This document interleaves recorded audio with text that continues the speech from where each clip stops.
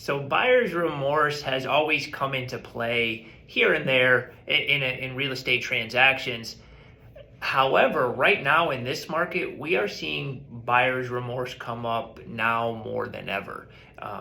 Buyer's remorse is when a buyer gets into a transaction, goes under contract, and then for a plethora of reasons may change their mind about buying a property. It's happening so often now because the inventory is so low. Buyers are forced to make fast decisions. This makes them uncomfortable, understandably so, which gets them starting to second guess if they're making the right decision. All of this is normal. As someone that's bought rental properties, personal homes over the years, myself, my wife and I, literally every property we've bought at some part of the process, we've had buyer's remorse. So that, and we've ended up purchasing all the properties, but I wanted to share something that has helped me and has helped a lot of our clients work through that buyer's remorse. To see, the purpose of this exercise is to help you see if you are making a good decision for you and your family, or if maybe you did rush it, and either is okay. These 3 steps have helped me personally and a lot of our clients. So if it's helpful, click subscribe. That's how I know if these videos are resonating. And if you have any questions, don't be shy. We get calls, texts, emails all the time from people watching these videos. So happy to help if I can. So step number 1, I wrote down, review your budget. First, don't panic. If you're starting to feel like maybe you've rushed things, review your monthly budget. Write down all of your expenses. Every monthly fee, go through your credit cards, your bank statements, write down your monthly income, write down what your new mortgage payment will be on the property. Don't forget your taxes, don't forget your property insurance, estimated utility costs. Go through it all. This can be either real reassuring, or it can be very scary. Try not to get caught up with, the purchase price, or the interest rates. That's just the market. Like, we can't change what the market is. Yes, there's a little wiggle room in negotiating and price in certain homes, but the reality is winning a home in this market can be challenging. So negotiating a price down is still not a thing at this point in time in most scenarios. So there's really not a lot you can do with price oftentimes. There's not a lot you can do about interest rates. There's some programs, there's some cool things you can do with different lenders where there's a 2-in-1 program where the first 2 years your interest rate's a little lower. But ultimately, you want to be sure that your total all-in monthly payment, all of your expenses, you are comfortable. And if you review that, this can be real reassuring. This one for me has been huge. Whenever I'm making a new big purchase, when I do this, it could either settle me down, or if it riles me up, I know I'm making the wrong choice. So take the time to review your budget. The second thing I wrote down,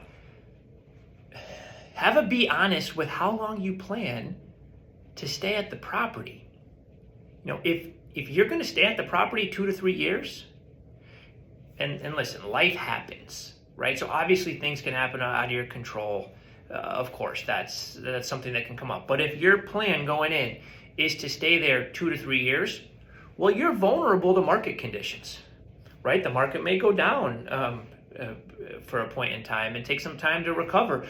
And, we've been on this great upswing for a long time. You want to be aware and mindful of that if you're going to move in a couple years, you may be in a position where you have to sell for less, or maybe you rent it instead. And if you're okay renting, then that's certainly a way people deal with the short-term move. And this is something you want to factor in, right? Is buying right now the right time? And I would say that is a more general question, not specific to the home, but do I really want to buy now if I'm only going to be there 2 years, right? Now, if you're going to be there 7, 8, 10 years, and you're pretty confident that, barring anything unfortunate, you're going to stay in this property long term, this is something that has always made me more comfortable on long-term holds there's never been a time from point A to point B from a 10-year period in real estate where prices didn't go up from that point A to point B in that 10-year period. So you are putting yourself in a good position in terms of property appreciation if you're going to stay in the property long term. So if number one and number two come clean on this, your monthly budget's good, you're going to stay in the property longer term. These are some things that can provide extra reassurance. Number one and number two are both, you're on the wrong end of those. Maybe now's not the time. Maybe you're in the wrong price point if it's your budget, or maybe now is not the right time altogether if budget-wise you're not there, and if you're not going to stay in the property for more than a couple of years. So this is something I always share with people when they're starting their search, because we want to make sure we're setting you up for success long term, not just for a sale today. Let's help you build wealth in real estate, because that's what real estate really is. This is why people want to own homes.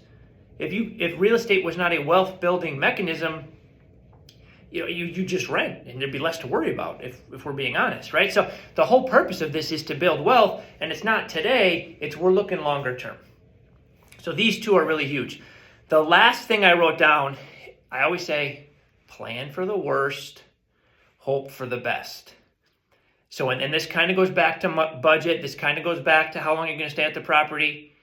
Plan for worst case. What's the fastest we would move out, right?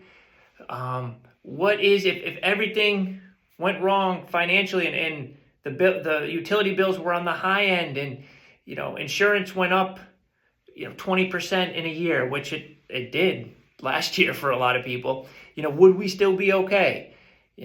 Plan for the worst, hope for the best. Now, if you're still planning for the worst in good shape, this should be reassuring.